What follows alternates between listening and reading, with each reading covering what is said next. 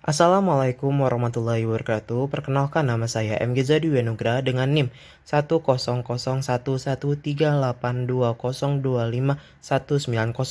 dari kelas Ilmu Kesehatan Masyarakat C dengan mata kuliah Biostatistik Deskriptif dan Inferensial dengan dosen pengampu Ibu Amrina Rosyada SKM MPH. Di sini saya akan menjelaskan tentang tugas uji T dengan Excel untuk memenuhi tugas mata kuliah biostatistik deskriptif dan inferensial. Dengan soal suatu penelitian ingin mengetahui hubungan status merokok ibu hamil dengan berat badan bayi yang dilahirkan. Responden terbagi dalam dua kelompok, yaitu mereka yang merokok 40 orang dan yang tidak merokok 50 orang.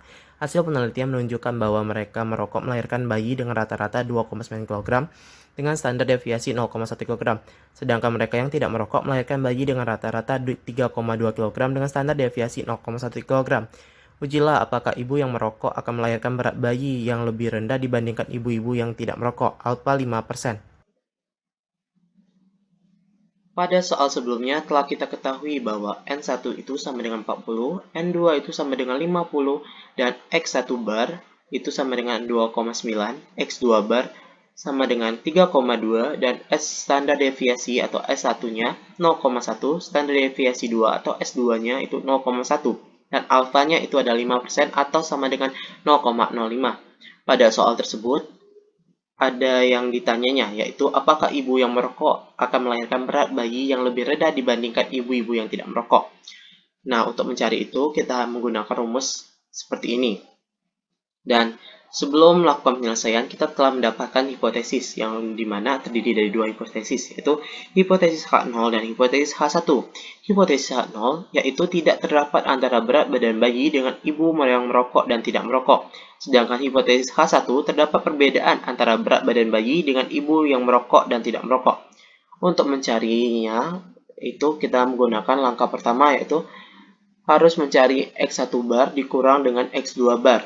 Itu dengan cara sama dengan X1 barnya 2,9 dikurang dengan 3,2 sama dengan minus 0,3. Untuk S1 kuadrat itu kita harus mencari sama dengan, kita pilih S1 kuadratnya pangkat 2, dan untuk X2-nya sama dengan S2 pangkat 2 sama dengan, nah untuk mencari langkah keempat itu kita sama dengan buka kurung N1 dikurang 1 tutup kurung dikali dengan S1 kuadrat ditambah dengan buka kurung lagi N2 dikurang 1 tutup kurung dikali dengan S2 kuadrat sama dengan 0,88. Dan untuk langkah kelima itu sama aja dengan kita ada pertama-tama terus menulis sama dengan